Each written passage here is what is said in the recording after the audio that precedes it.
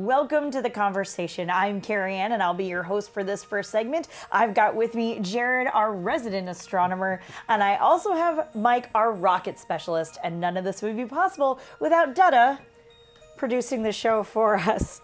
In today's news, we will be lamenting the end of the unbelievably science-changing packed mission of Cassini.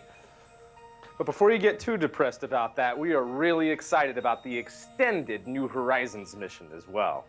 And for our main segment today, we have a surprise roundtable discussion on lunar lessons before we go to Mars. That's going to be interesting. And of course, at the very end, we're going to get back to your comments and questions from last week's show. But this is tomorrow, Orbit 10.34. Good morning. How's everything up in the sky?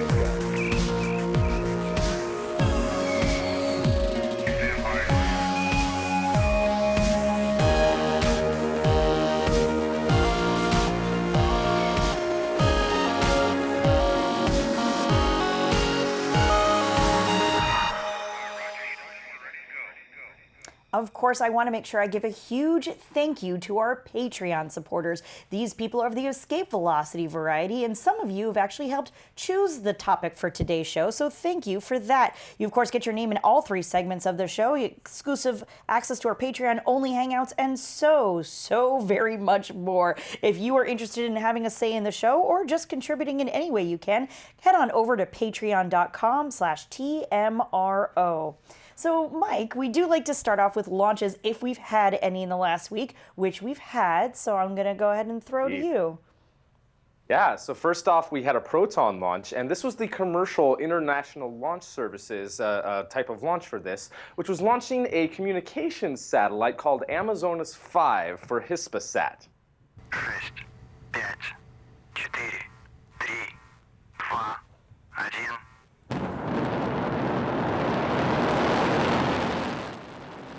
And we have ignition and liftoff of an ILS Proton launch vehicle with the Amazonas 5 satellite on board. Now, of course, this launch took place from the Baikonur Cosmodrome on Monday, September 11th at 14:23 Coordinated Universal Time. And the payload for this, the Amazonas 5, is owned and operated by the Spanish-based Hispasat, as I said, and it's going to be relaying video signals and broadband connectivity across Latin America, or rather South America and Mexico. And the satellite itself was built in California, though, by the California-based Space Systems Loral.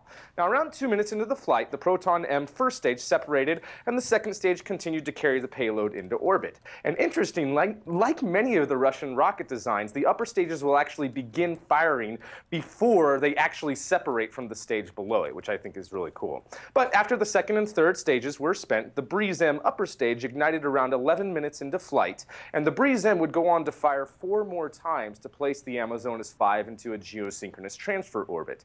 With an apogee, or a high point, of 35,286 kilometers, a perigee, or a low point, of 4,450 kilometers, and an inclination of 22.9 degrees to the equator.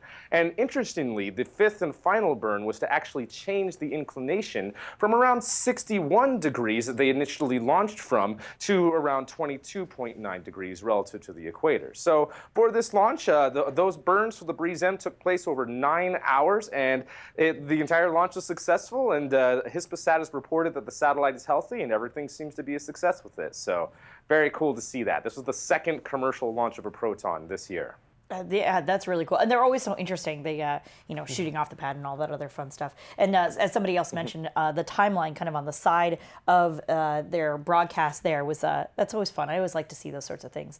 Yeah, that's helpful. I wonder where they got it from. Yeah, I can't imagine. That's so weird. But there was also another launch, a Soyuz launch, which is really exciting. Why don't you tell us a little bit more about that?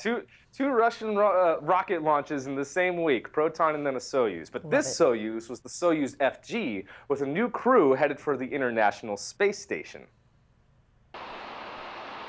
Get ready for that.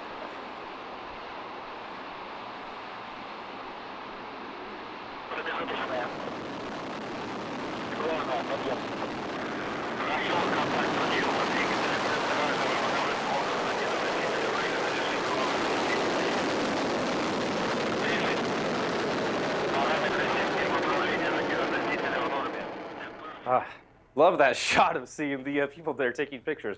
But anyway, this launch occurred also at the Baikonur Cosmodrome, and this was on Tuesday, September 12th at 21:17 Coordinated Universal Time. And the spacecraft is the MS-06 spacecraft. And on board, as you can see there, I love the little Oh my God, the we're totally dice there, giggling. the Sputnik module.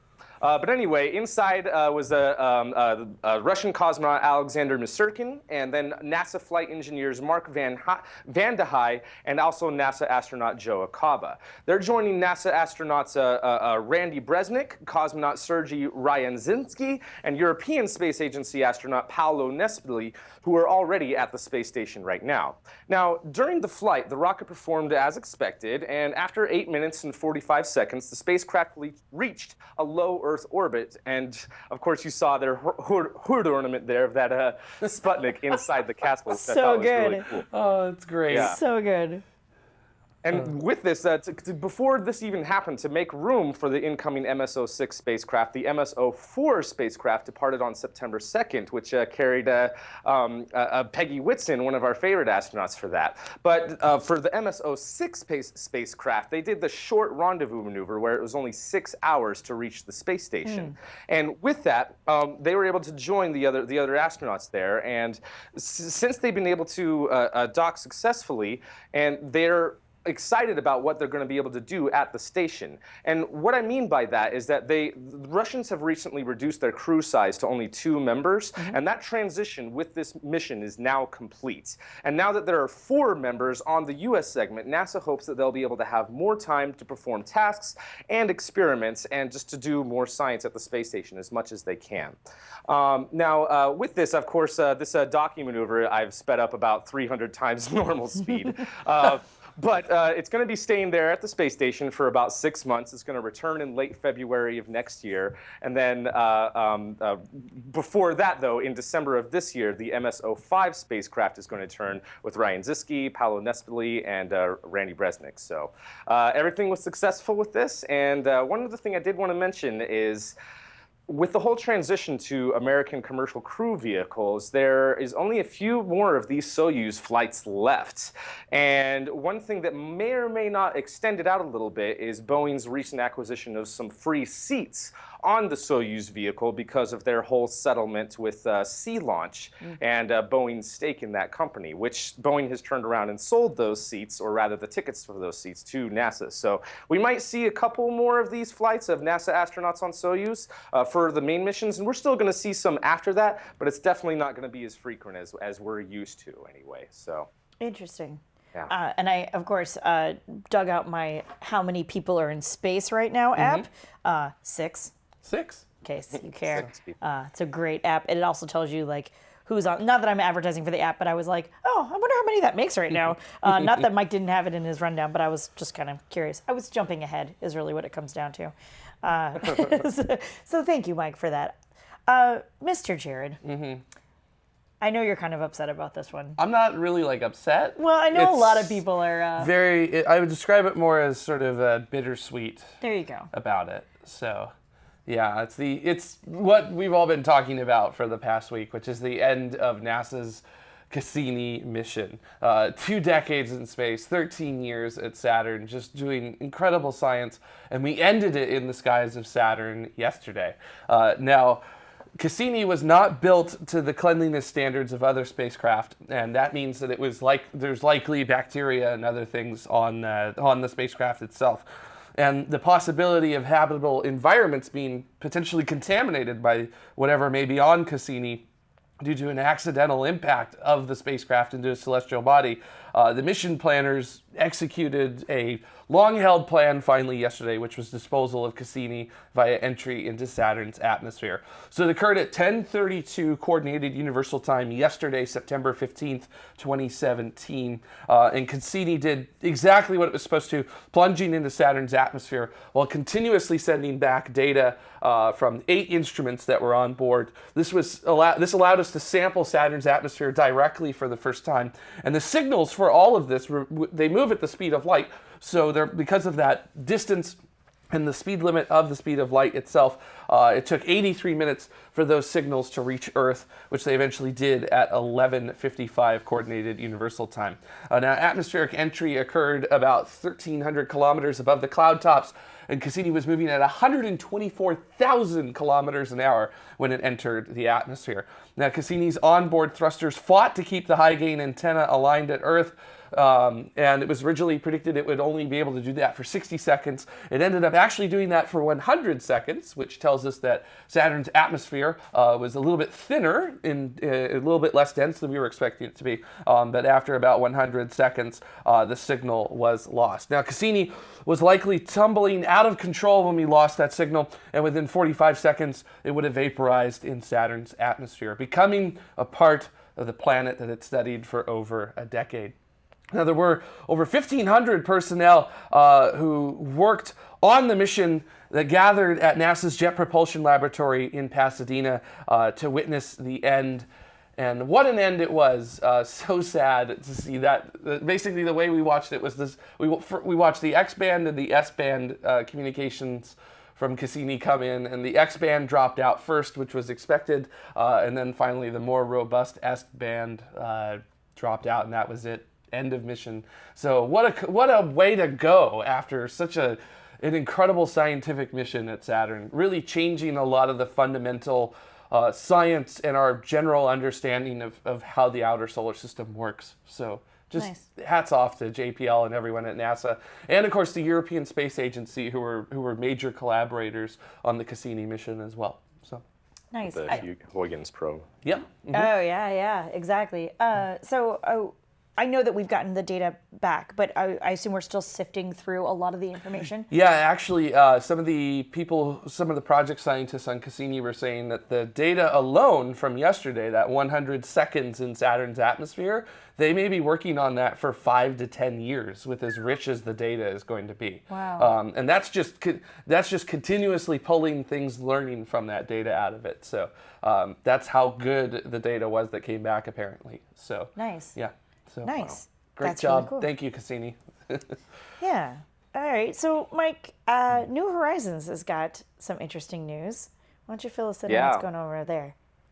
Yeah, so as many of you know, New Horizons has had a mission extension to go see another Kuiper Belt object. And while it's about a year away from the flyby of that object, there have been a couple of new updates, and there might be some potentially some more targets after this Kuiper Belt object that New Horizons will be able to go look at. So this is really exciting. And this comes from Alan Stern, the principal investigator of this. Now, New Horizons, which completed its primary mission with the July 2015 flyby of the dwarf planet Pluto, is currently on the way to the Kuiper Belt object known as 2014 MU69. And it's scheduled to do its closest flyby on January 1st of 2019. Now, Alan Stern has said that the flyby of MU69 will take the spacecraft much closer to the object than the 2015 flyby of Pluto.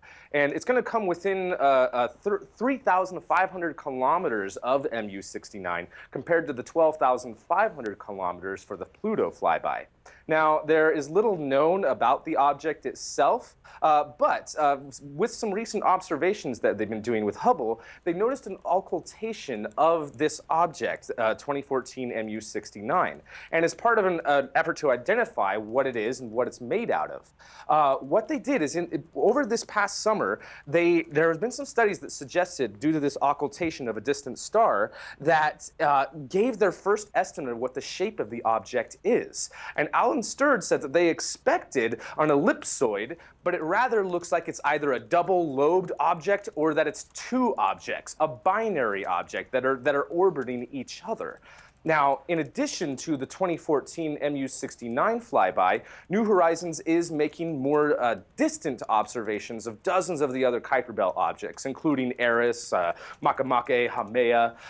But there is enough fuel on board to keep the spacecraft going for another 20 years. And NASA is studying more potential flybys. And Even though right now it's only scheduled to extend the mission to 2021, just like Alan Stern said, it could keep going for much longer than that. So they're hoping to not only keep studying Kuiper Belt objects, but maybe even get out as far to the Oort cloud and start studying some of those icy objects. And what you see on screen is an artist rendition coming out of JPL of what this MU69 object might actually be, now that we think that it might actually be two objects, or at least there's something weird about it for sure, and New Horizons is going to confirm what that is. But I'm hoping that that New Horizons gets even more targets and is able to have a much longer life. I'd hope we keep going with it as far as we can, like we have with the Voyager probes. That's my hope. My understanding of the limitation on New Horizons is the overall power of its communications package. It's not the overall power from the nuclear battery on board.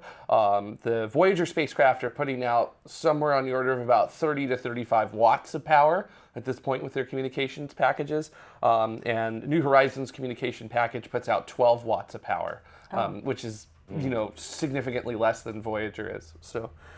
And yeah, I'm really looking forward to this flyby. Even with plenty of fuel, we're just going to lose signal with it eventually. Yeah, essentially, it'll be the signal that we lose first, not the actual power to the spacecraft. So, and I'm really looking forward to this because we've never looked at a classical Kuiper Belt object up close, and that's going to be January 1st, 2019. So. Well, I'm even excited about the distant observations they're doing right now of like the other dwarf planets. I'm really excited about those. I mean, sure, it's the images are really blurry, but some of the data that they're collecting from that is something that we've never had before. So even that, I think, is very valuable. Yeah, even a pixel of data is still data that we can use to make determinations. So, and this is so exciting that it's doing this. So. I like when my rocket specialist gets really excited about planetary things. That's the best. No, I mean, I'm excited too, don't get me wrong. It's funny to me. All right, so Jared, should I be concerned about this next story? Not too concerned. No? You're not a satellite in orbit, so you're fine. So. All right, good, just checking. Yeah. Some unexpected solar flares. Yes. Tell me what's going on. The sun is acting up a little bit, and that's a little unusual, not unprecedented, but it's slightly unexpected because the sun is currently in what's known as solar minimum. That is the low point during the 11-year solar cycle, known as solar maximum. The activity, as we said, is not unprecedented, but it's still unusual that it's actually happening. And last week, over a 48-hour period, the sun popped off 3 particularly strong solar flares. They were in the highest rating on the scale that we have for the total amount of energy from a solar flare coming out, which is known as an X-class solar flare. Now, the largest of these occurred at 1300 UTC on September 6th. This particular flare was the most powerful flare to have occurred in over a decade, and the 8th most powerful flare to have been detected since we started monitoring flare strength directly in 1996. Now, solar flares are of particular concern for satellite operators, as the high energy particles from them can bombard the electronics on board, overload those electronics, and basically destroy them. The astronauts in space outside of the Earth's magnetic field are subject to extra radiation and would have to shelter in place inside of a radiation-hardened module. Now, for our astronauts on the International Space Station, they didn't particularly have to worry about this. They weren't asked to move. There are actually certain modules on the International Space Station that have skin that's a little bit thicker to allow radiation shielding from that. But they weren't asked to move to those modules. But for us here on the surface of the Earth, we are not directly affected by solar flares. But things like loss of GPS signals and radio communications and other things can indirectly affect us here on the surface. But luckily, at least in terms of GPS, nothing really happened. With ham radio, though, it was very interesting. There was a near global communications blackout with certain wavelengths on amateur radio. So that was a particularly interesting day for all those folks that were doing that. Yeah, totally. Would this then eventually I was gonna say down the road, but I guess that's not the way it works. Create more aurora borealis. Oh, yes, it did. It actually did generate what would be known as a geomagnetic storm, which led to some of that radio blackout in the bands that amateur radio enthusiasts use. And in addition to that, the aurora borealis and the aurora australis really definitely kicked it up a notch during that as well. So if you ever really want to see pretty aurora, wait for a really big solar flare to pop off right at the Earth. Then book your tickets and go take a look at it. How long does that take between the solar flare and the aurora borealis? So the arrival of those high-energy particles can take anywhere from 48 to 96 hours. Okay. So it depends on how fast it comes off of the sun, and each flare typically is at a different velocity than another flare is. So they're all different. So. Interesting. I have a question too, if I may. When was the last solar maximum? And is this X-class flare an indication that the seasons have changed at Sol or are beginning to change? So the last solar maximum was in 2011.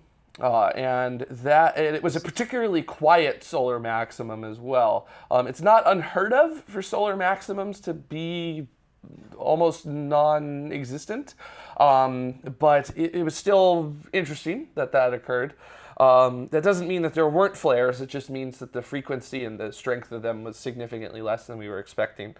Something like this occurring, there's nothing really indicative yet that says that the sun is switching gears and ramping up to solar maximum. Or basically, there's nothing that says that the thing that drives the solar cycle, which is the sun's magnetic field, is at the point yet where we're going to start going into solar maximum during that 11-year cycle. But it is definitely something to keep an eye on in terms of just general operations of things in space. Because when things like this happen, satellite operators are told immediately, because even satellites in geosynchronous orbit end up going outside of the Earth's magnetic field when they go on the side that's facing the sun. So it's tricky, and you have to be particularly careful when operating your spacecraft, and that's why monitoring the sun is so important. But in terms of determining are we on our way into solar maximum right now, it's a little too early to tell whether this series of events is an indicator or not. We really need like multiple events occurring with enough frequency to then say, okay, the magnetic field is getting messy, so now it's going to start going into solar maximum. So. All right. Nice. Very interesting. Yeah. All right, good. Well, next up, we actually have a little bit of a break of a calendar talking about the launches coming up. And when we come back, we're going to be doing a roundtable discussion about lunar lessons that we may or may not need before we get to Mars. So stay with us. We'll be right back. Look into her face, determination in her eyes. She won't give up or quit or fumble little fashion lies. Filled with awesome expectation. This girl's a fascination, and nothing in her way will keep her from her destination. 'Cause she's fire walking, she's fire walking. When it's hot, she keeps on moving. Through the heat, keeps on improving. Yeah, she's fire walking, she's fire walking to be free.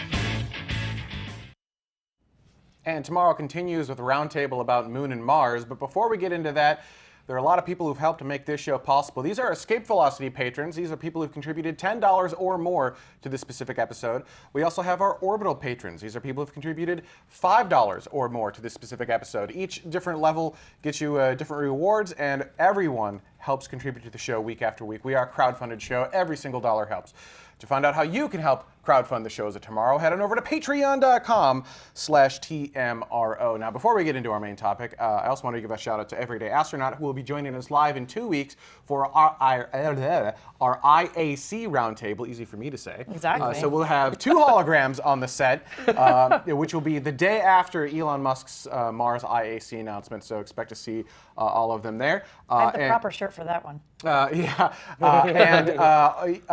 If you notice the new intro music in the cold open, that was also done by Everyday Astronaut. So thank you very much. It was really awesome, and I noticed a lot of people in the chat room noticed it, and that's where that came from. He's a very talented astronaut. Yeah. Now, if you were paying attention to last week's show or advertising, we're actually going to have John Amabile on the show talking about terraforming Mars and Venus and his plans and how to do it in one human lifetime with basically stuff that we already have.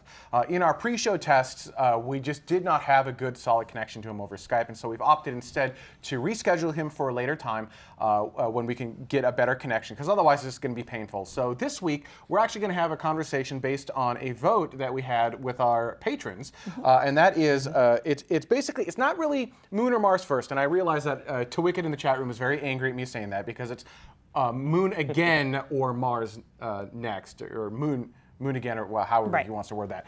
But really, I think we're all in. However he wants to word whatever, that. However Tawicked wants to word it. But I think we're all. I don't want to speak for everyone here, but I think we're all in the. If funds were allowed for it, we would just do all of it at the same time. Yes. Right. Yes. I mean, everything at once. I don't think there's any debate that. Yeah, just do it all. Do it all. The Diamandis production way of life is just when you have a choice, both. Exactly. So, but assuming that's not realistic, right? Sure. Assuming that it's really sounding like we're going to be going to the moon next, right? And when we say we mean humans. Humans. Just to be really clear. It sounds Yes. more like humanity is going to the moon. So again, right? But this time possibly to stay. And so, there's this debate as to should we even bother going to the moon? What lessons do you learn on the moon? What's the point of doing that? You should just go straight to Mars. We've already been to the moon, so it doesn't matter. So I think we should. We thought it would be actually a pretty decent roundtable just to talk about, well, what lessons can we learn from going to the moon? Why would maybe going to the moon be a decent thing? And I'll actually, I've got a series of notes here, but my favorite answer is always actually Cariann's. And I think you know which one I'm talking about. I'll let you describe that one. Like, why the moon? Why should we go back to the moon first instead of going to Mars? So, despite the shirt that I'm wearing, because again, that was for... It was for John's. It was for It was a great show, right? topic. Terraforming Mars, and you got terraforming So Mars on the shirt. excited. It was a perfect. Sorry, not to keep harping on that. But I am pretty steadfast into the moon again camp. Because most of the time, most of me growing up, I was just me and my parents and my brother, and that was it. And I have extended family. My second cousin's getting married today, but we didn't stay in really close contact. And I think a lot of that was just we were never really in the same spot at the same time for a very long time. But now that I live in California and most of my family is back in Minnesota, same kind of thing where we lose a little bit from seeing each other all the time and having all of those dinners and whatnot. And there's just something to be said about being able to go out every night and looking up at the stars and the moon and feeling that connection. Should my family be up there, or if I'm on the moon, I can look down and see Earth pretty much every night or day, and see my family down there. There's a connection that you have when you can just see where they are. The highest point of California, I can't look up and go, oh, yep, oh, there it is, there's Minnesota. That's just not a thing that exists. So there's just something to be said about that just inherent connection that you have to that other celestial body that we basically can see nearly every single night in the sky when you have friends or family that are there. And so that's just my gut on that one. Not that you can't see Mars, not that Mars can't see Earth and all of those other things. It's just the moon is just so much more emotionally accessible. But from an inspirational standpoint and getting people excited about space, everyone can walk outside and, assuming it's visible to them, can point and knows exactly where the moon is. Sure, yeah. I mean, it takes a little bit more work to find the International Space Station when it flies over, but that's also a really, really fascinating, great thing to get people excited and interested about space when you say, hey, see that thing? No, that's not a shooting star. There's people there. Right, but you generally you're going to want an app for that, but anyone can walk outside and look at the moon. Right. But very few people, or at least as compared, when you look at the whole world population, can walk outside and point to Mars. Yeah, just on site. Yeah. Right, exactly. So I think there's just a different level of connection with humans to the moon. Not that I don't want humans on Mars. I just No, if I absolutely positively have to choose, push comes to shove, moon. No, there's something to be said for inspiring people. And as people get inspired, they will enter STEM fields. They will want to be a part of that thing that inspires them, which will help to push humanity to the stars. You know, it's not one or the other, it's all of them, right? So it's figuring out all of these different things and getting people inspired about going to space can help push money into the industry as well. So I think there's a lot of value there. Sure. All right. So moving on to Jared, let's do you next. What do you think the big advantage of the moon? Like, what can we learn from the moon to use on Mars? Like, what's? I think one of the things that's very important that we would definitely learn on the moon is operating. I'm gonna pause you before you answer. Take your mic pack out for me. Oh, is it not? Yeah. Again? We're fixing that. Yeah. We're fixing that. Yeah. Okay. Always on this side. No, There you yeah, go. just Yeah. there you go. Perfect. As I show off my abilities to understand it. Anyways, I feel like what we're really going to be learning about the moon, if we go there first, is operations in a low gravity environment. So we know how to operate things in microgravity particularly well, but in a 1/6 G environment, we don't really have much of an understanding on how to operate that. 3 or 4 days in a row during Apollo, you don't really get a good solid understanding of that. And Mars is 1/3 G compared to what we have here on the surface of the Earth. So there's actually not too much of a difference between the operations in low gravity on the moon that you would get with the operations in low gravity on Mars. Sort of Earth at 1 G, moon at 1/6 G, puts Mars at 1/3 G as a nice middle ground for where we can really learn the operations from that. I also feel like from just a expansion of colonization perspective, the moon is the place where the industries that are going to enable long-term effective colonization of the solar system by humanity are going to occur at. And it would be a very poor decision on our part to skip over the moon and sort of not catalyze the beginnings of those industries before we go any further. So, yeah, those are my primary reasons with that. So. Also, and we'll get to the chat room. The chat room is flooding in with comments. So, and we will definitely get you guys. But before that, Mike, same question to you. I think that there are a lot of technical things that we can work out and test. Jared touched on that a little bit. And it'd be much better to have things close by. At the moon, operate under the assumption that there is not going to be any help. And even if there is help, if you have an emergency where you need to get out of there, within 30 minutes, or you need someone to send something within 30 minutes, as close as the moon might be to Earth, you're still not going to get help in time if it's, something like that. So testing out technologies, making sure that humans and plants and maybe even animals can survive in habitats that we would create on the surface of the moon, I think is incredibly important before we go to Mars. Like, sure, we can send like an Apollo-class mission to Mars, go there, visit, come right back in the same vehicle. But if we're going to go to stay, then we need to figure out how to do that anywhere else first. And I don't necessarily mean anywhere else, but doing it first at the moon would greatly improve our ability to do that. But I also think that there is a greater political reason for all of this. Sorry, I keep looking over at you guys. I didn't realize I was on camera here. There's a greater political reason to do the moon first. And it seems like the other nations of the world, China, Russia, the European Space Agency, are all looking to go towards the surface of the moon. And right now, it's mainly just Apollo-class missions, flags and footprints and some science. But there are ideas to have, like the ESA's moon village. And I think that the political if we all cooperate together, even NASA wants to be a kind of a stepping stone to that lunar base with a lunar space station. If we are all cooperating politically to do this goal, not only will we be able to get to Mars much faster, but if we are all working together for it, I think that will be the kind of framework that will be needed for colonies in the future, that people from all sorts of different cultures and countries from around Earth can live together and work together in space, whether it be on the moon or on Mars or Titan or on Enceladus or anywhere else in our solar system or in space.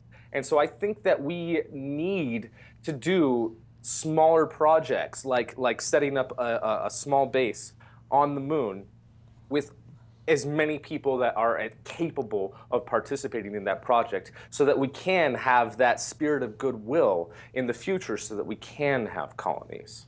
I think it's funny that you call Moon a smaller project.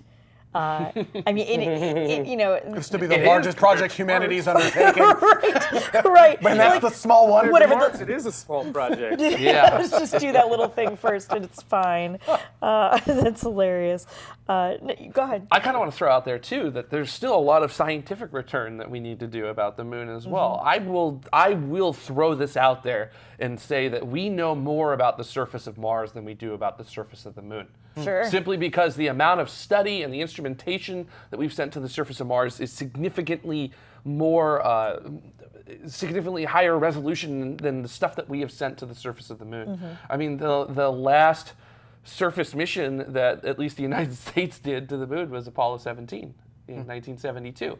And yeah, we brought back samples and everything, and that's great. But in situ study with the type of instrumentation that we have nowadays would unlock a treasure trove of things that we still don't understand about the moon.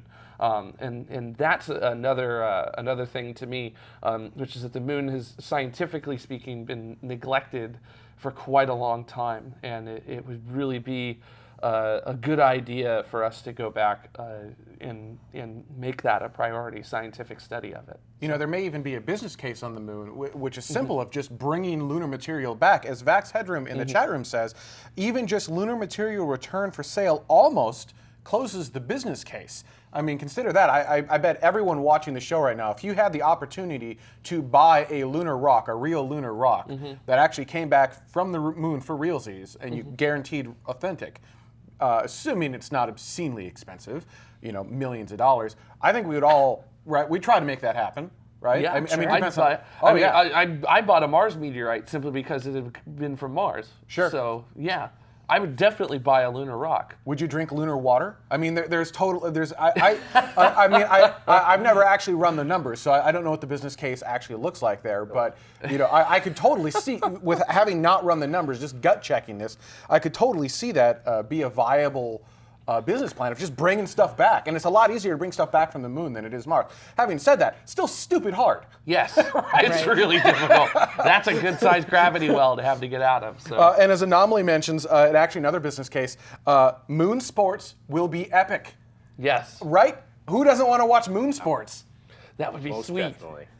I mean, we've already, Al Shepard's already golfed on the moon. So This is true. What are we waiting for? Let's get a country club up there and put some condos right next to it. Now, NASA, gentrify the moon. NASA Jim has a slightly different approach. He says, orbit the moon before Mars, but creating a settlement on the surface is the wrong technology. Ooh. So let's talk to that for a moment, right? Because there are advantages to having an orbital way station of sorts, kind of at the moon, which you can actually then use as potentially a launch post to other places in the solar system. You're no longer within Earth's gravity well, so you use it as a kind of a fuel depot, things like that. But what do you?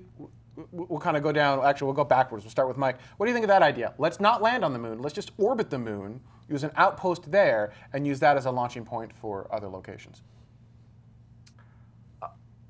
I think that the goal could be achieved either way, and even with NASA's plan of having their deep space gateway around the moon, is for the Mars program. The whole purpose of doing that is so that they can test out at least one of the habitats that they want to use to go to Mars, to test it out there first for several years before sending any humans or any habitats to Mars, so that we can make sure that we can survive, that astronauts and cosmonauts and taikonauts even could survive a trip to Mars. That's the whole point of doing this whole deep space gateway, and why I'm actually happy with the plan that NASA has finally come out with of how to test those technologies before we get there. Because we've been hearing now for over 10 years now that we're going to be going to Mars, but there hasn't been a plan, and there hasn't been a technology plan of how are we going to get those technologies? How are we going to test out the stuff to ensure survival of our astronauts that we send?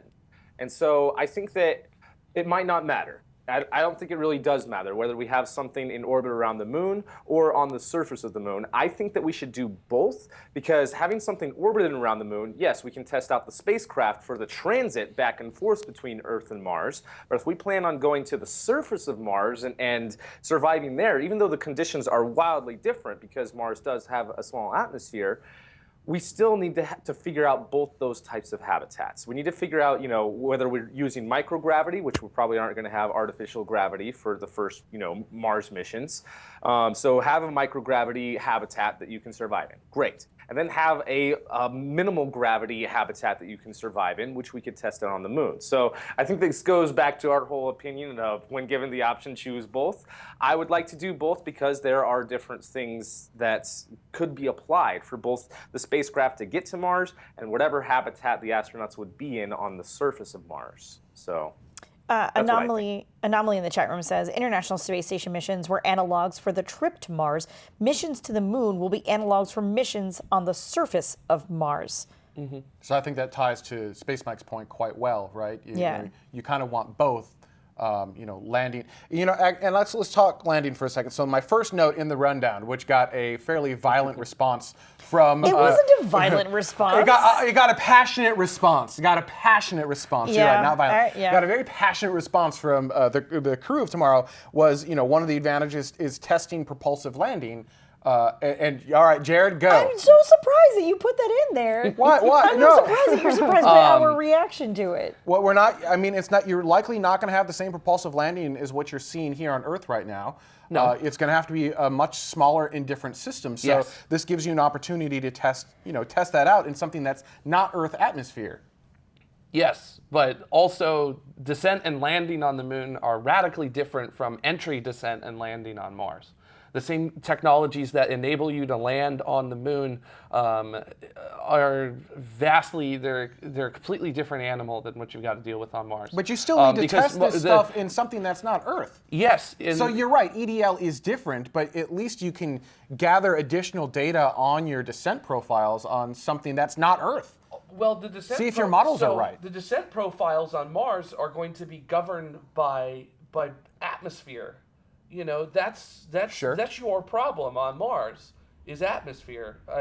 You've got just enough atmosphere that you have to contend with it. Right. You don't have enough atmosphere though to actually use the atmosphere to break all the way to the surface. So you have to do aero capture and deal with entry into an atmosphere at Mars, and atmosphere also changes the design of your engines as well. There's different performance specifications for an engine in atmosphere. I'll bet maybe 1% of the atmosphere that we have to contend with here on Earth, but it's still atmosphere that you have to contend with, and it's still a performance specification that you have to deal with. And that will change your system just enough so that you will have to be different than what you're going to use on the moon. You can test subsystems on your lunar spacecraft that you can then put on a Mars spacecraft. You can test your entire model. If you model something out for an entry, descent, and landing on the moon, and it tests out exactly as you thought it did, that tells you your models are correct, and you can probably then apply similar concepts to Mars. Now, you're dealing with some atmosphere, right? Exactly as you said. But at least now you're going, okay, what I'm expecting of my spacecraft is exactly what I think it should be. I would say that if you look at the designs of vehicles that have landed on the moon and the designs of vehicles that have landed on Mars, they are radically different from each other. A Surveyor spacecraft, which landed on the moon in the 60s, is radically different from, say, NASA's Phoenix lander, which landed in 2008. I don't feel like there's an actual comparison between the two because one has to deal with atmosphere, the other does not have to deal with atmosphere, and that alone is enough to change the designs of it. So where it becomes very difficult to take what worked on the moon and attach it to your Mars lander and use that specifically as what you're going to do. You have to have that change in order to contend with the landing profile that you're going to have to do on Mars. That's fair. Kay McCoy in the chat room says, I feel this conversation always sort of skirts the overall question of what the point of going to Mars or the moon or space exploration in general is.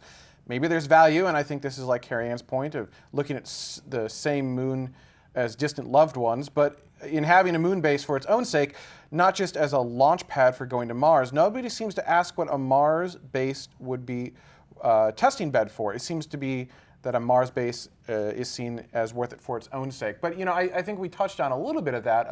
I think there is a business case. We're kind of skipping Mars for now. There's a business case for going to the moon and bringing stuff back. Early in the chat room, I think they were even Vax Headroom in the chat room said at $1,000 US per gram, lunar rocks come out to $1 million per kilogram. So that's of course Yowza. That's not fair. Sure, but that's not why NASA's doing it. Right. Mm-hmm. Well, but the reason I feel, in my opinion, and this might just be my opinion, but I feel like the reason that we're doing this is to see whether or not humans can live on other planets. Mm-hmm. Mm-hmm. We need to have some sort of plan. I mean, even though we're more likely to kill each other before the type of changes that occur here on Earth happen, where our oceans dissolve and it just gets too hot and we have to leave. If we're still alive, hundreds of millions of years from now, if humans are still alive then, we will have to leave because we will be unable to survive here unless we go through a drastic evolution and are able to survive in those type of conditions without any additional help, any technology to keep us safe from those type of conditions. So if humans are still going to be alive hundreds of millions of years from now or billions of years from now, we need to move out. And going to Mars is just to see whether or not humans could even do it. That's what I think, anyway. Yeah, I think in general, I understand exactly what you're saying, because it does sort of feel like we're skirting around the issue or curtailing the issue of why are we doing this. And I think the underlying theme, the underlying understanding, and the underlying purpose in general is that sort of thought process is we need to get off this rock. We need a backup of humanity, and we need to make sure that we know how to do it because we know we need to get out there for multitude of reasons. One of which is we're explorers, and we're just going to be dumb enough to do it, right? There's a whole bunch of us down here that look up into the sky and go, I don't care what's happening. I want to go out there. I want to go to there. Right.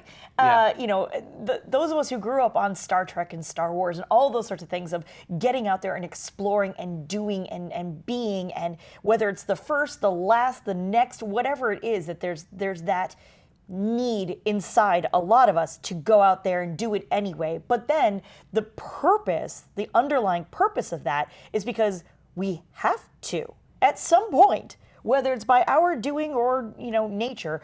Earth as a rock will be okay, but these tiny little organisms, us living on this rock, we're not going to be okay at some point. We need to figure out how to keep doing what it is that we're doing. And these are just the underlying, the teeniest, tiniest of baby steps to get onto the moon, to get onto Mars, to get onto Mars's moons and beyond there, to continue to do these things that we want to do.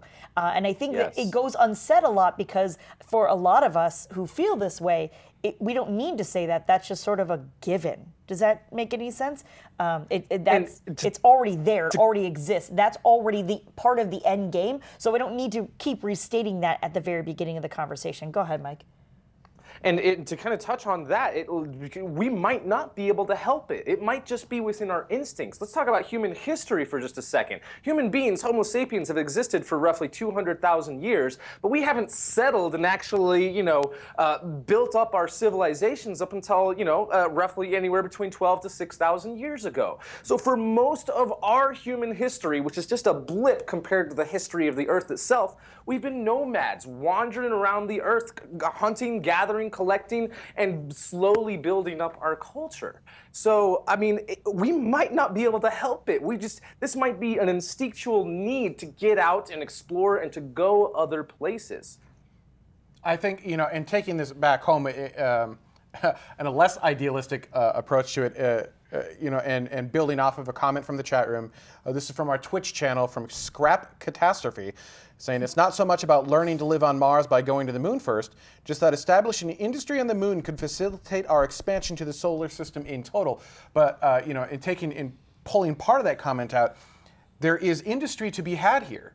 Right? Mm-hmm. We talk about all the really great things like we want to be explorers and everything else. There are business cases to be had on the moon and on Mars. And so, figuring those things out and actually making money at this and showing, money can be made in space. You look at Blue Origin and SpaceX, they're showing, money can be made on launchers. And now you see just a slew of launchers showing up, doing different things. Not all of them will survive, but it's showing that there's a business case here. And when you put money into it, it allows you to do those other cool things, the more idealistic, ideological, what am I trying to say? Ideological. Yeah, I'm just combine words. Things that we, as a space community, we are in it for, but maybe not everyone else is. Sure. So it all goes hand in hand. And there's probably business cases right now to use the moon that we can't even think about. Like when the transistor first came out, nobody really knew what to do with it. I don't think anybody could have predicted that the transistor was going to do what it's done to revolutionize society. So who knows what business case we can't even think about right now is occurring with what may eventually help with our future on the moon. Expanding on that, Icarus Factor from the chat room said, also the moon is good for testbed for quantum communication. This would be needed for fast communication on Mars, so real-time internet would be reality on Mars. So using the technologies we're going to need to deliver so that we get decent things, standards of living on Moon and on Mars, will have applications back here on Earth, and it will make your internet faster, it will make your internet cheaper, it will open up new doors to things that you didn't even know you needed or wanted to have. Go back to 1990, for those of you old enough. You didn't even know you wanted the internet. Yeah. You didn't know how it would change society. You go back to the Apollo era, you didn't know that you wanted a transistor. You didn't even know you wanted a computer that could fit on your desk at that point, right? These are things that Apollo helped with. Now, everyone's mocking me at this point because you know that I'm not a huge fan of, what am I trying to say? Spin-offs. Spin-offs. But you need to understand, my thing is you shouldn't do a mission solely for the spin-offs. I'm okay with spin-offs, but you can't justify the mission by, we should do this mission because of the spin-offs. That's my thing. I am not anti-spin-offs. So, we did Apollo not for the spin-offs. We did Apollo for some interesting reasons, and that right, and we're going to go to the moon not for spin-off technology, but it is an advantage. There are going to be incredible things that will come out of the moon, and even more incredible things that will come out of Mars as we continue to force and push technology. Vex Headroom, Ben is wrong. Thanks.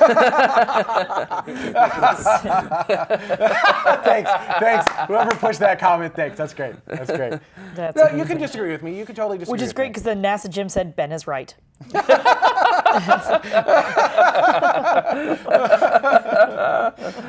No, it's the meaning. It's the meaning behind the mission. Typically, right? Ben is both. So there's that. Yeah. I think it's fair to say that none of us can probably imagine what the unintended consequences of going to Mars might be, what sort of spin-offs we'll have from that, what sort of scientific discoveries will we have from that. I mean, there could be so many, well, I could go wild. Just like I said, none of us know what those potential things could be, but just dreaming about it gets me excited. Citizen, I think this will be one of our last questions that we bring up. Citizen 75992 asks, can we have a self-sustaining colony on the moon? On Mars we can, but not sure about the moon. The idea behind that is, Mars is a planet. It has all the materials and resources, or should have all the materials and resources necessary for being self-sustaining. Mars may even be able to be terraformed, so your shirt works at this point. Hey, thanks for that callback. I appreciate it. So, terraform Mars, bring oceans, probably not in our, well, yeah, actually, I'm going to say probably not in our lifetime, but that's what the interview that's today what our was guest for. would have said. So it was All right. in our lifetime, terraforming Mars and making it so that you could, assuming you can get the pressure up high enough, you could actually walk outside your hab on Mars once it's fully terraformed, breathe the air, have trees and everything else there. That is not something that's going to happen on the moon, at least not using any technology I'm aware of.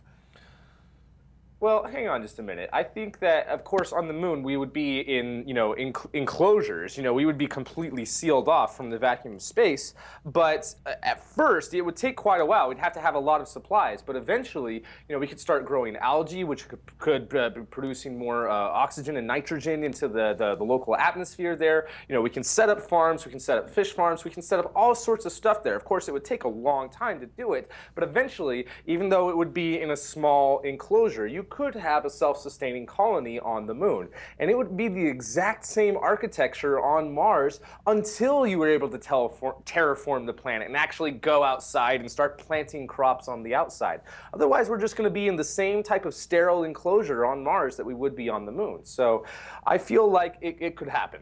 Yeah, but even though it would be a huge technological advancement, we could have a self-sustaining colony on the moon. But for self-sustaining, you need more than just food and water, right? I mean, you need the materials to build the infrastructure as well. And while we have lunar regolith, there just isn't, to the best of my knowledge, there isn't a whole lot of, there's some material on the moon, but there's not a whole lot of material on the moon to actually build with and create with. Wait. How many times have we had the conversation about 3D printing using lunar regolith, though? Sure, you can do that, but that applies to some things and potentially even HABs and whatnot, but it doesn't apply to everything, right? I don't know that I can use lunar regolith to create the machines, whereas on Mars, I may have the materials to create the machines that create the machines. Why? Wait, why? What's the difference there? What's the differentiation? Mars has more resources, more metals, more things on it. Lunar regolith has metals in it too. Yeah, it has some. So I'm not saying Moon has none. So I can't recall the specific ratios off of the top of my head as to what the metals are in lunar regolith versus Martian regolith. But I feel like that is not entirely correct. It may not be. So I feel like that especially. I know the moon is especially rich in metals like titanium, which is very important to spacecraft construction. Significant in aluminum and titanium. Yeah, so you could, and Mars, its surface is rich in iron and other oxides like that. So I feel like both have a very good case for making your whatever you need out of what's actually already there. All right, that's fair. It's just that the material may be a little bit different, which means that the method by which you do that may be a little bit different as well. But both have enough resources there that you should be able to do totally self-sustaining. Resource I utilization. I never need a spacecraft from Earth. I can get to the point where I would never need a spacecraft from Earth to resupply anything on my lunar colony. Potentially, yes. All right. So it's going to take a while. And it will I think that's true. That's true of all. I was going to say it'll take a while at Mars too in order to get to that point as well. But you'll eventually reach that point. Oxygen, silicon, aluminum, iron, calcium.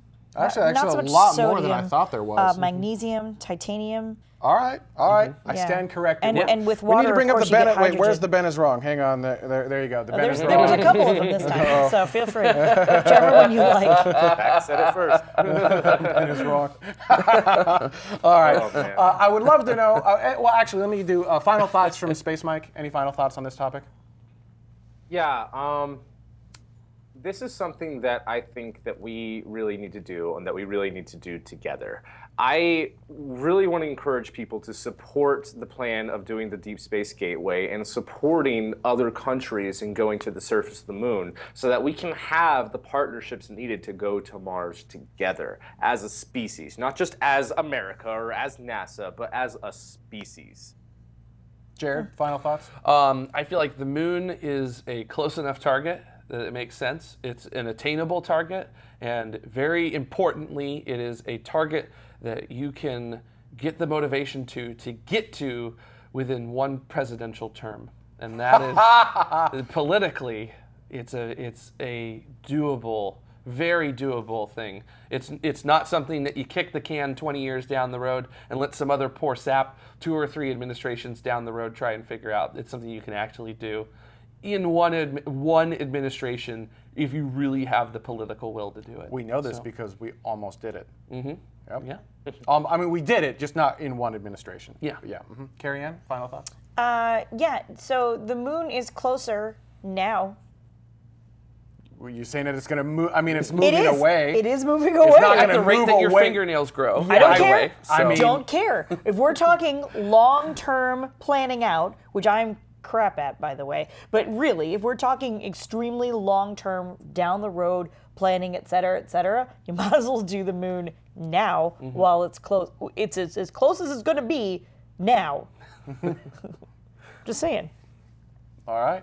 And I'd love to know your thoughts on this topic as well. You know, what do you think the advantages of the moon are? Why should we be going to the moon? What are the business cases for the moon? You know, how can these companies make money? And how can we use the moon as a test bed for Mars? What are some of the cases behind that? Or do you totally disagree with this? There are some people who are saying, you know what? No, go straight to Mars. Skip the moon. We've already done the moon. Don't do that.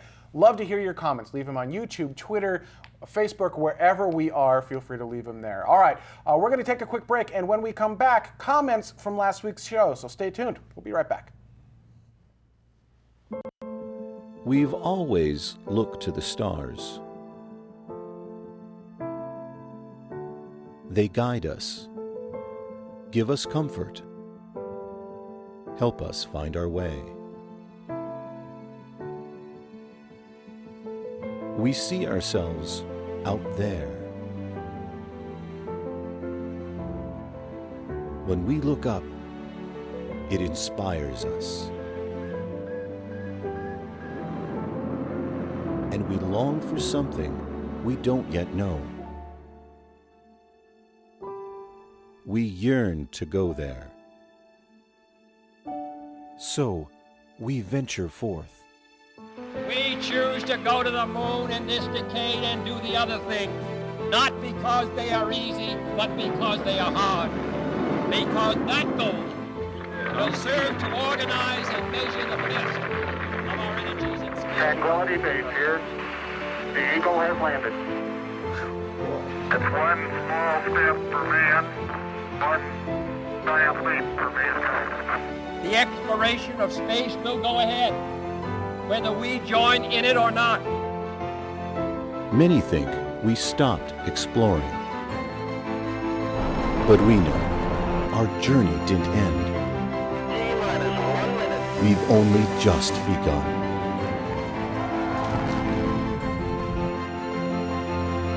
Orion is functioning perfectly at this point.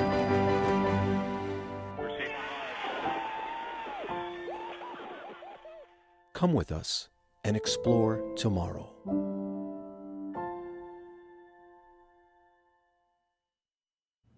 Tomorrow continues with comments from last week's show, but before that, a thank you to everyone who's made this show possible. These are people who've contributed $10 or more to this specific episode.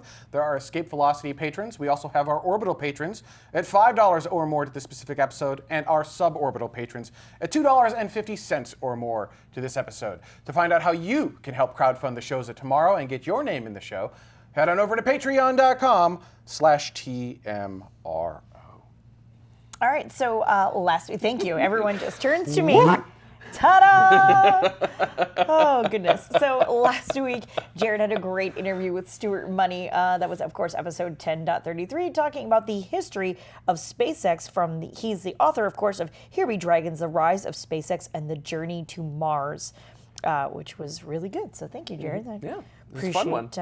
you doing that one. I learned a lot on that interview too. So Yeah, it's it was pretty cool. fun to watch the chat room. So go, wait, Falcon 5, Falcon 5 Strata. Like what is happening right What now? the what? That was really great. So thank you for that. Appreciate it. Our first question, our first comment. Well, it is actually a question. Comes from Lawrence Rolston. I'm going to say. Sure. Okay. Off of Twitter, saying, tomorrow, considering the dangers of LEO, or low Earth orbit, space junk poses to Earth satellites, how did Cassini manage 300-plus orbits of Saturn's debris field without incident? Jared, do you have an answer for us? I sure do. Perfect. So when we're talking debris fields, there's not really a debris field around Saturn. I guess if you want to call the rings a debris field, you can. But that, I feel like, sort of ruins the elegance of what the rings actually are. So we But don't it's call kind of fun to call them a debris field. It is cool. And in a way, they are a debris field. Yeah, because as all the data is showing, the rings are about, we think, are about 100 million years old, which means they're young, which means they are likely the leftovers of a moon that got too close to Saturn, and Saturn's gravity said, nope, and ripped the moon apart. So there's actually not a lot of dust around Saturn. This was one of the surprising discoveries that Cassini actually did. And even going between the cloud tops and the interior of the rings, in the grand finale orbits, which was the final 22 orbits of Cassini, there was significantly less dust in that environment than we were expecting. So there really isn't a debris field around Saturn. And the reason that we were able to do nearly 300 plus orbits is that there are some incredibly good physicists at the Jet Propulsion Laboratory here in Pasadena who are exceptionally good at figuring out how to use the gravity of Saturn's moons and Saturn itself in order to put Cassini into those orbits.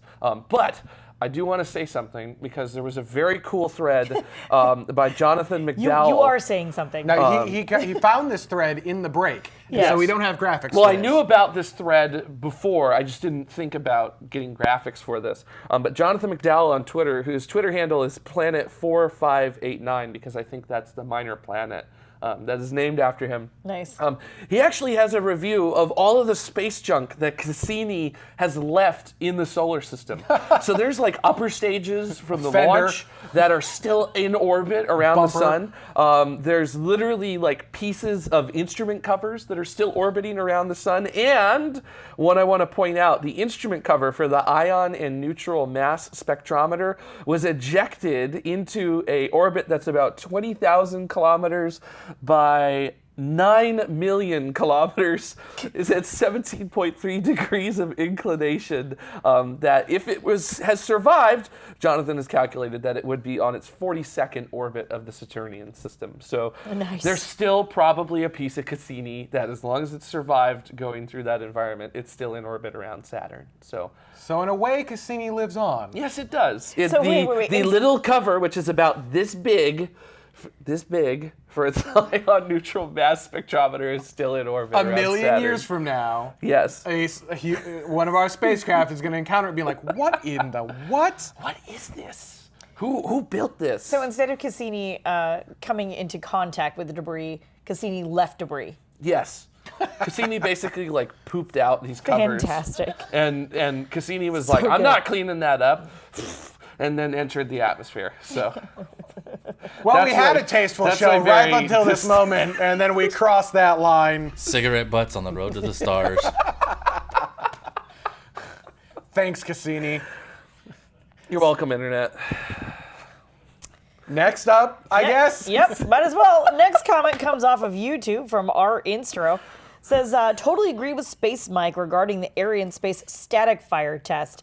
So many news outlets reported this as some kind of failure, but as you pointed out, a failure would have been launching in spite of the detected anomaly. What this was a successful abort. Yeah. I think we. Those are my favorite comments. Mike, I think we lost your audio again, unless he's unmuted. We did. That's the best. So we all just said, 2 weeks in a row. All right. But yeah, no.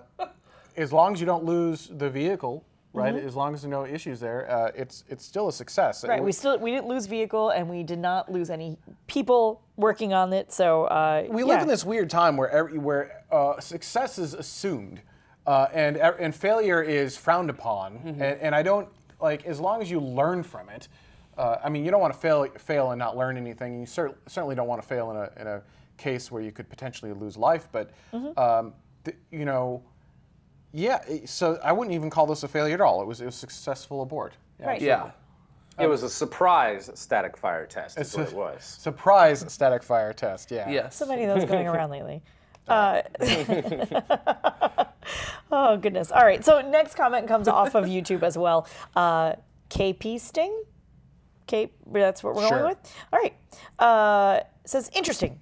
Boron is not normally associated with RNA or anything else in animals as far as we know. Another one of those low atomic number, high abundance elements that is relatively little used for anything in life as we know it. Jared's explanation, boron has been used in laboratories as a stabilizer for ribose, is that how you say that? Yes. A complex sugar that is essential to the development of RNA. And that's laboratory. Yes, Always laboratory. So, yep. Sure, laboratory, like I said. And that was a result that actually just came out earlier this year from biological studies, was that boron is a important stabilizer for ribose.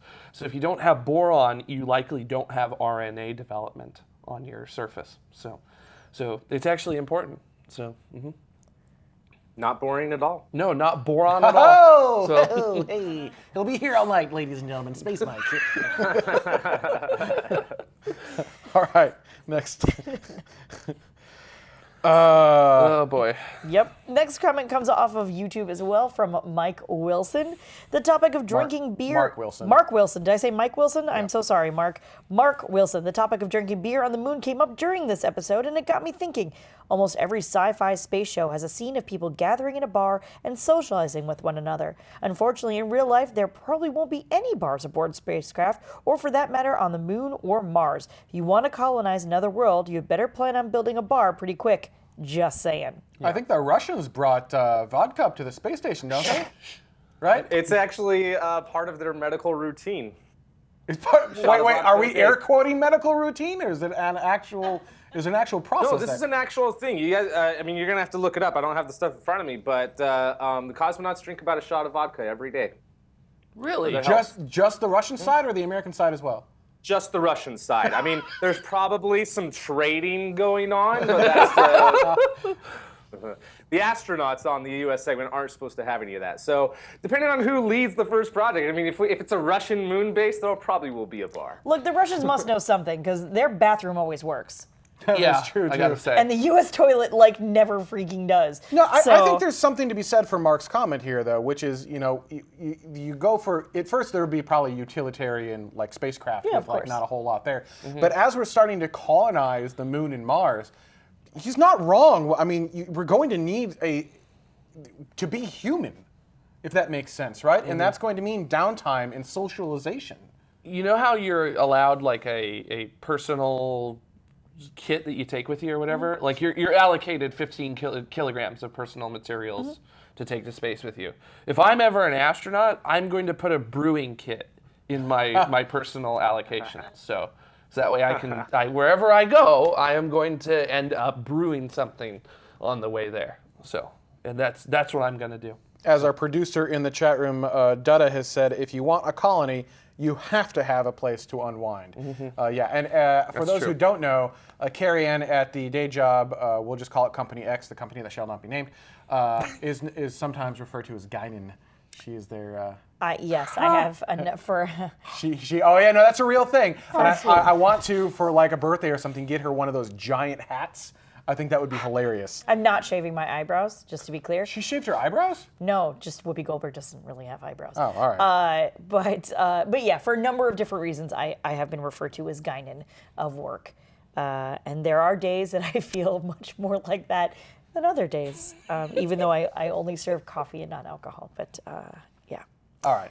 Final. Free counseling again, huh? Actually, I think I would. So if I'm an astronaut going to Mars and I'm on a spaceship with 100 people, I think a bar is not. They have bars on airplanes.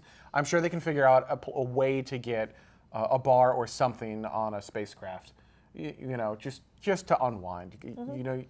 Just to be human, just to bring humanity back. Well, I mean, just so you're saying, though, it doesn't have to be alcohol per se. Just anywhere where it's a downtime, a non-working space. Yeah. Just to be with each other and be human. Yeah, just not something other than figuring out how to survive while space is trying to kill you. Right. Yeah. Right? Yeah, exactly. I mean, engineers don't do math all day.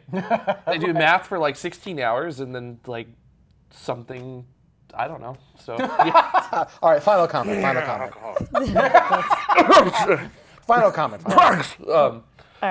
So final comment comes off of Patreon That's fine. From Cariann? Sure. Cassini is what we're going with. I apologize if I am mispronouncing that at all. Says, seems you went from silly to dour. I'd advise quote-unquote professional exuberance. Somewhere between dry delivery of facts and goofy giggling is that Goldilocks zone. Keep at it, and thanks for being so responsive to your viewers. And thank you for being a patron. It is very much so appreciated. Yeah, no, we agree. We agree. We are, as you notice, we are playing with the formula a little bit. We're trying to make it a better show. We will constantly be playing with the show. I felt like, at least, so the open of the show kind of sets the tone. I don't know about you guys, but I felt like we nailed it today. That was pretty awesome. Not just like again, thank you to Everyday Astronaut for the music, adding the graphics back in, having you guys part of it, but also the timing and the enthusiasm between Dutta and Cariann, I thought was magical. I loved it. We would love to know what you think. You know, the show will never be perfect, and we will always be working on it and trying to make it better. And I do appreciate your constructive criticism, with the understanding that, you know, sometimes we're going to disagree with your disagreements, and that's okay. But yeah, I mean, I think we generally agreed is that, you know, we swung the pendulum too far towards silly, and then I think we swung the pendulum too far towards a professional, so we're kind of trying to get it right in the middle, right, where we're still us, we're still human, we're still having fun with you, right, because this is designed to be a fun show. It's designed to be interactive with you, back and forth. That's why we do this. It's not just about us talking to you or preaching to you. That's why we have the comment section, to bring you guys back into the show. You are the most important part of this show. And so having fun, being human on the show, but not being silly, right? Not being too over the top. It's hard. I will say it is a hard balance to strike. As you can tell, most of us are quite silly. We are. But yeah, I mean, we're trying to find the balance. We're working on it. I think we're getting better at it. Constructive criticism appreciated. Thank you very much. That's our show for this week. I did want to thank all of the ground support patrons who helped to make this segment happen. These are people who have contributed between 1 penny and $2.49. They get their name in the show and some other rewards as well. To find out those rewards and how you can help crowdfund the shows tomorrow, head on over to patreon.com/TMRO. Next week, we have got an astronaut coming on. Jerry Carr from Skylab 4. Yeah, I know, because Holy moly. I know, I'm a huge Skylab fan. I think Skylab was an incredible space station. You know, basically taking part of a Saturn V and turning it into a space station is just absolutely incredible. So I think Jared is talking to. Yeah. I'm really looking forward to this because I'm really excited. So stay tuned next week for that. Well, and as a side note, really quickly, when we book any one of our guests, we use Calendly, and there's always a little bit of a form where you can just say, this is my name, this is my website, this is my contact information, and then you have like area of expertise or what it is that you want to talk about. And Jerry simply put, Skylab, I was there. Just like the most amazing, like, there was no other need to be like, no, I've researched this for years or anything. It was like, I was there. This is going to be a fun interview. That's going to be magical. So we're switching spots. I'll be doing the news, you'll be doing the interview, and then the following week, there will be another roundtable. We'll be talking about IAC. I will not be present, but we'll be replaced by Everyday Astronauts, so that should be a lot of fun. I'd like to thank everyone so much for watching this week. I hope you enjoyed the show. Stay tuned. After Dark is up next.